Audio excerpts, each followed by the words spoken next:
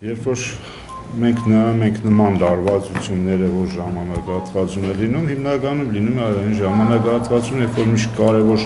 հանդիպում է նախատեսվում կամ ուրեմն իրենց մոտ կամ թեւուց դրսում, երբ որ ասենք Ադրբեջանի նախագահը ինչ-որ հանդիպում է նախապատրաստվում, կտրուկ իրենց մոտ լարվածությունը ուժեղանում է սահմանային։ Այսինքն սա փաստում է, որ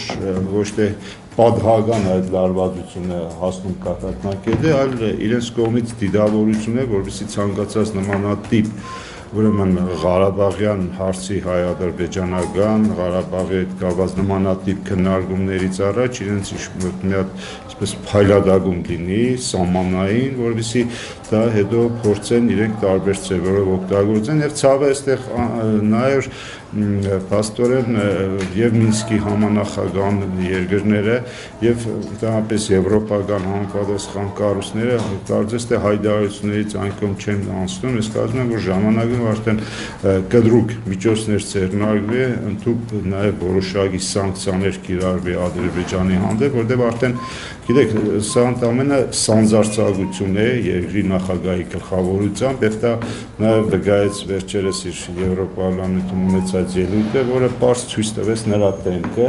եւ նաեւ մեր պատվիրակությունները, որոնք ուրեմն վերադարձին, որոնք ներողություն ասեմ, ուրեմն փարայեղ պահելը, գիտեք, ամենտեղ պիտի կարողանա ճիշտ դիվանագիտորեն պահել, որովհետեւ հանգարց բումերանգի էֆեկտը չստանաս, ես խոսելու եմ ոչ թե այդ պատվիրակության մասին, որը իհարկե շատ ճիշտ է պահել իրեն, ես խոսում եմ այն պատվիրակության մասին նաեւ, որոնք ուրեմն Ադրբեջանում են եւ երբ որ ես խոսում եմ իմ գործընկերների, նրանք շատ մանրամասներ են պատմում, թե ինչպիսի ագրեսիվությամբ իրենք առավոտից մինչեւ սկզբից մինչեւ վերջ այդ ուրեմն հանդիպումների ժամանակ դրան երկրորդը չէ, բայց Բաքվում առաջին պատվիրակությունը շատ լավ է ներքաշվեց ադրբեջանական կողմի առաջ բերած բոլոր հարցերի խնդիրների մեջ։ Չէ, ուրեմն տեսեք, ներողություն ինչ որ իրենք հարցեր քաշեն, լավ է դրա մեջ ներքաշված երկու օր է Չէ, ուրեմն տեսեք, ուրեմն տարբեր բաներ, գիտեք, ուրիշ բան երբ որ պատվիրակությունների մակարդակներով քննարկումներ են լինում եւ դու հնարավորություն ես ունենում պատասխանել կամ դու հարցադրում անել, պատասխանը ստանալ նորից բան, բայց ուրիշ բան է, երբ որ ուրեմն այնպիսի իրավիճակ է, որ դու ամենը հարց տալու իրավունք ունես եւ այդ հարց տալուց հետո կարող ասենք 20 րոպե քո հարցին պատասխանեն տարբեր ձևերով, դու այլևս չկարողանաս ուրեմն հագադարձես կամ արձագանքես։ Սրանք տարբեր բաներ են, երեք մենք այդ քննարկումների ձևաչափի մեջ հասկանանք, որ դեպքում ինչ կարող են, բայց ամենայնտեպս էլ եմ ասում, որ իրենց ագրեսիվ ու սանձարձակ են պահում եւ սահմանի մոտ եւ ընդհանրապես տարբեր ուրեմն հանդիպումների ժամանակ դա փաստ է եւ որ ամենակարևորն է թող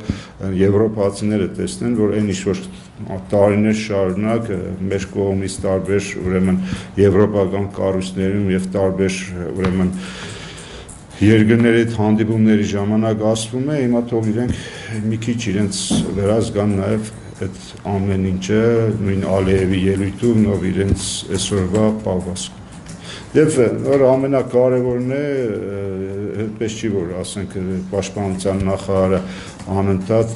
ասում է, այդպես չի որ ասենք մերոնք ձեռքերը ցալած նստած են, իհարկե ցավալի է։ Ու գիտեք ինչ կա, ուրեմն